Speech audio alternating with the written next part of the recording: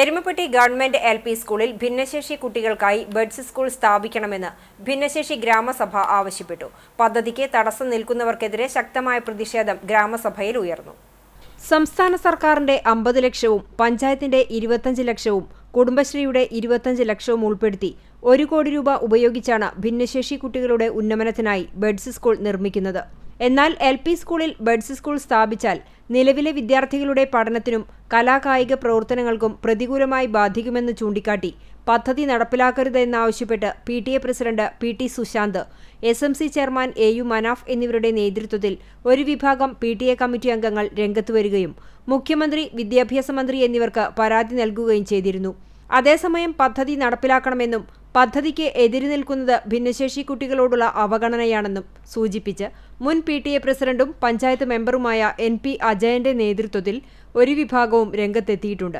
LP. സ്കൂളിൽ buds school സ്ഥാപിക്കുന്നതിനെതിരെ MC Aiju, Reena Varghese, Sathi Manikandan, PK Madhavan, Riji George എന്നീ കോൺഗ്രസ് മെമ്പർമാർ പഞ്ചായത്ത് യോഗത്തിൽ വിയോജനക്കുറിപ്പ് രേഖപ്പെടുത്തിയിട്ടുണ്ട്.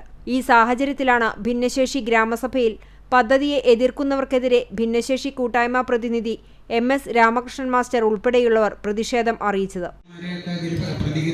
അവർക്ക് ഈ അതിർപ്പ് പറയുന്നവർക്ക് അവരൊരു ഭിന്നശേഷിക്കാരനായ മകനോ മകളോ ഉണ്ടെങ്കിൽ അങ്ങനെ അവർ സംസാരിക്കില്ല എന്നാണ് പറഞ്ഞത്. അത്രയാണ് അതിൻ്റെ കാര്യം. അതേസമയം ആരെതിർത്താലും ബഡ്സ് സ്കൂൾ ഗവൺമെന്റ് എൽ.പി. സ്കൂളിൽ സ്ഥാപിക്കുമെന്ന് പഞ്ചായത്ത് പ്രസിഡന്റ് S. ബസന്തലാൽ യോഗത്തിൽ ഉറപ്പു നൽകി. അതിന് വഴിവിട്ട് കൊടുക്കില്ല പഞ്ചായത്ത് ഭരണസമിതിയിൽ നിന്ന് അർത്ഥശങ്കയ്ക്കിടയില്ലാതെ നമ്മൾ അക്കാര്യത്തിൽ പറഞ്ഞിട്ടുണ്ട്. അത് ഏത് ഇതായാലും പഞ്ചായത്ത് ഭരണസമിതി ഒരു ഘട്ടത്തിൽ ഞങ്ങളിത് തീരുമാനമെടുത്താണ്, ഐകകണ്ഠേന തീരുമാനിച്ചു.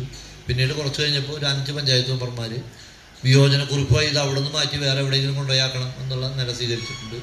അതിന് കീഴ്പ്പെട്ട് കൊടുക്കുന്ന പ്രശ്നം നമ്മളില്ല. ഇപ്പോൾ ആരാണ് മെമ്പർമാരെന്ന് ഞാൻ പറയാൻ തയ്യാറാകുന്നില്ല. അത് പൊതുസമൂഹ കാര്യത്തെ സംബന്ധിച്ച് വിലയിരുത്തി പോകുന്നതാണ്. ഭിന്നശേഷി കുട്ടികളെ അവഗണിക്കുന്നവർക്കെതിരെ മുഖ്യമന്ത്രിക്കും ആരോഗ്യമന്ത്രിക്കും സാമൂഹികക്ഷേമ വകുപ്പിനും പരാതി നൽകുവാൻ യോഗം ആവശ്യപ്പെട്ടു.